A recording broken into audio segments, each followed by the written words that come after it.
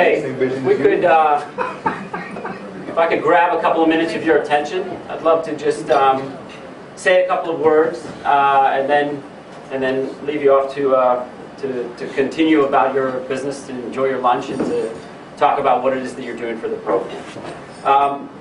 First of all, my name is Doug Guthrie. I'm the Dean of the George Washington School of Business. Coming towards the end of my first year here, and you guys are the most exciting thing that has been the result of a year's work of building a new kind of program and building a new kind of presence. So I want to tell you a little bit about what we're doing at the business school.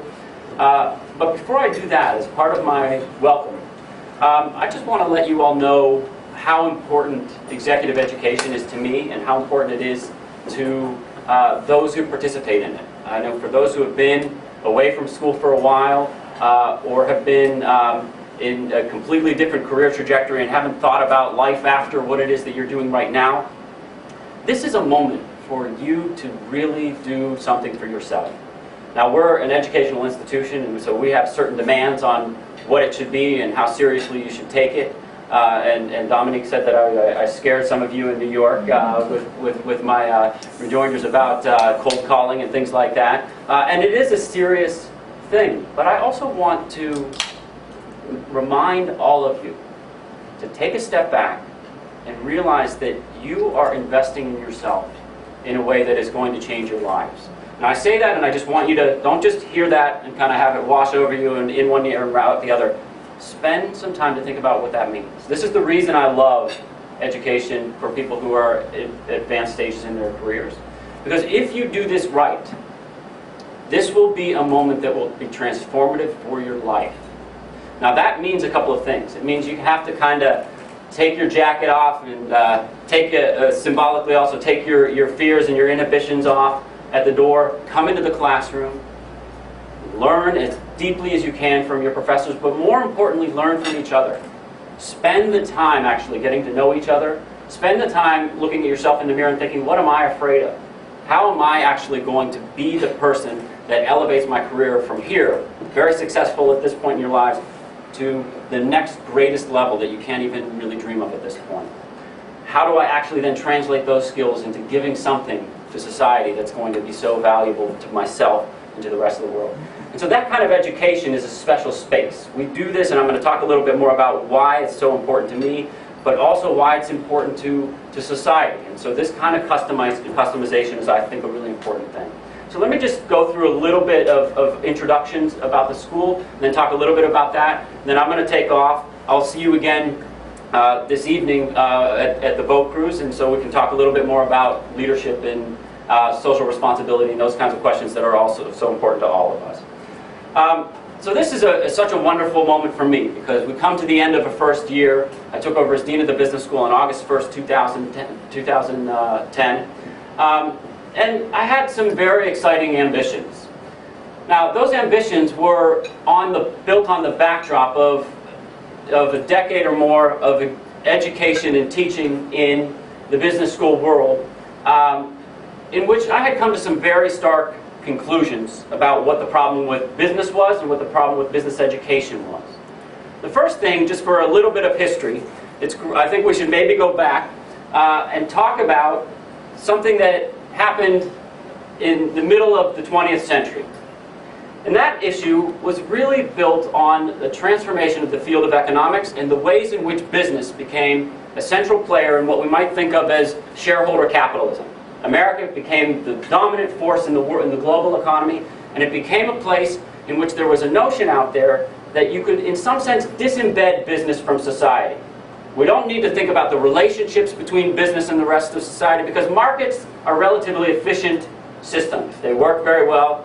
And this man behind me, Milton Friedman, who won a Nobel Prize for this concept, was sort of the godfather of the idea that you could truly think of business as just an independent entity. All you need to worry about is shareholders and shareholder value. You don't need to worry about who you touch or the different stakeholders that exist. There have been counter views to this. There's you probably won't recognize this guy, but he's actually a famous individual to have talked about a term that we like to think of as building the new identity of the business school around, which is the concept of embeddedness. We actually believe that you cannot build a business school, and you cannot run business effectively without thinking about the ways in which business is at the very fabric of capitalist life. It is at the very fabric of how we are as a society. It's one of the core pillars. I like to think of those pillars as business, government, and the nonprofit sector. But business is really the driver of what it is that we do. So thinking about the connections between business and government, and the connections between business and society, and the connections between business and the nonprofit sector, I think is actually probably the most important thing that we can think about. Now, unfortunately, over the course of the 1970s and 80s, business schools followed the Pied Piper of Milton Friedman, and they ran down this rabbit hole of shareholder value only. They built themselves as financial juggernauts and thought only about the extent to which we need training in financial instruments and we need training in building complex financial models. And you know what happens? Trillions and trillions of dollars of value in the global economy is lost, and there's tremendous pain for everybody who experiences that and the ancillary effects of that. The collateral damage is huge, right? So we came here with a new mission, a new idea. How do we build a business school that actually re-engages society in some fundamental way? How do we actually think about the intersection between business and society, and where would we want to build that? Well, my dream was always to build a business school like that, but I never imagined that I'd get to realize the dream of building it in the nation's capital. We look out the window here, and we're right across the street from the World Bank and the IFC and the IMF.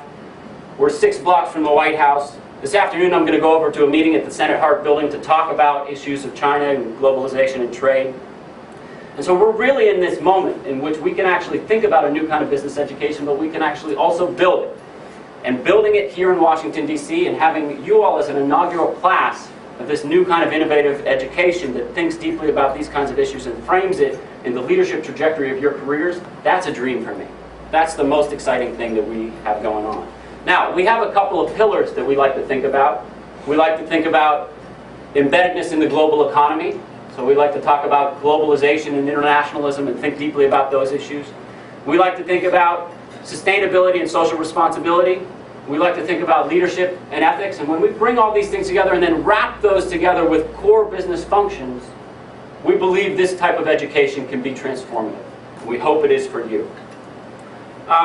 Now, what I want to talk about very briefly now is I just want to give you a sense of some of the new initiatives here, because you guys are actually the flagship new initiative. You're at the heart of what it is that we're trying to do. And so I want to give you just a little bit of a sense of where that's coming from and what it is that we're doing.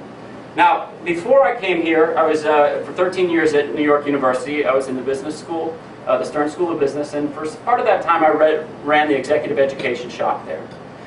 And I like to think of executive education as, in some sense, existing along a continuum. We have education that's really kind of customized for companies, and we deal deeply with what companies' needs are. And then there's the MBA degree, which has all of the bells and whistles of all of the MBA degrees that's for our younger constituents that are more right out of college. But it's actually, in some sense, tweaked a little bit for careers in terms of scheduling and timing. There is this space here in the middle, though, that most business schools don't play in, that has to do with actually bringing together the customization that we do for companies and the MBA core functioning areas that we do for students that are more immediately out of college. And this kind of customization, I think, actually makes business school education special. It actually allows us to take an occupational niche like yourselves, people who have a very specific kind of life trajectory, specific kind of careers, and put you all together in a classroom where you can actually share experiences and understandings of what it is that have been the challenges that you face, what it is that are the barriers and the opportunities for your dreams. And then we put you all together with the core faculty that teach in this same kind of core business area. And it's a very, very explosive and exciting dynamic. It's one that I actually do believe is transformative for the lives of the people who get engaged with this. Now, as I said, not many business schools are playing in this space. And we started to think about what are the most interesting occupational niches out there?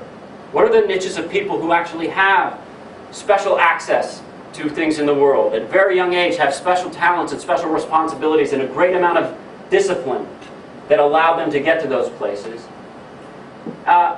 again, by the way, also are in somewhat of a risky position, because with so much attention focused in this part of the space, and then careers that can end relatively abruptly, how do we make sure that that group of people has all the skills that they need to not fall off that cliff, but instead to sail off to new heights? And so that was the dream. That was the idea. And we started to think very widely about it. We started to think about different kinds of partnerships that allow us to think about new types of media and delivery. The GW School of Business is actually very good in the distance education space. But again, here, very few schools actually mix very well, or do what we're calling a blended model of this.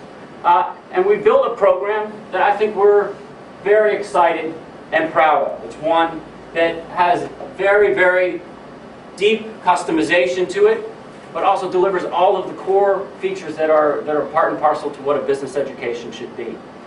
And so we actually hope that this experience for you is going to truly be a transformative experience, but we also believe that your being here is going to be a transformative experience for us. I know watching my team and our partnership with Michael and Scott Osmond and the rest of Startup on the outside, we have actually seen the ways in which interacting with people like yourselves has really stretched us to think deeply about what it is we're doing with our curriculum. How deeply are we actually caring and understanding about our constituents? How deeply are we actually really transforming what we do in the classroom so it's not an off-the-shelf experience, but one in which is truly transformative for your lives? And that's transformative for us. And so it's very exciting to me to actually be a part of this. My hope, of course, eventually is that you'll become a part of the GW family, not just for this time period, but for the rest of your lives. And you'll be able to take part in different kinds of experiences and partnerships. I just have to mention one that we're doing that's a new initiative right now that is not built into your curriculum directly at this moment, but it will be something that will be out there. We're in the process right now in building out our globalization piece of an entirely new campus in China. We have a new partner there that's a very exciting partner, and we'll have a new campus in Suzhou, which is about 100 miles west of Shanghai. So for those of you who have actually been to China, that will ring some bells. This is an exciting new place. And for those of you who haven't, we would like to actually build the kinds of bridges for our alums that give you new experiences in the global economy. So I just want to close here by saying that I'm so happy you're all here. I want to deeply welcome you to this space. I'll talk a little bit more about this afternoon at the close of the day. But I just want to reiterate and reemphasize what I said in the beginning. Do not be afraid to actually walk into this classroom and be ready for the transformative experience. But to do that, you have to be ready to actually roll up your sleeves, perhaps be a little vulnerable, perhaps address what it is that you're facing in the classroom, and learn all you can from the professors that are here, but also, most importantly, learn from each other. Because that is really what is going to make this a great experience for you all. So let me just welcome you to enjoy the rest of your lunch. I'm going to turn it over to Michael Lithcott, and I'll look forward to seeing you guys again before the cruise.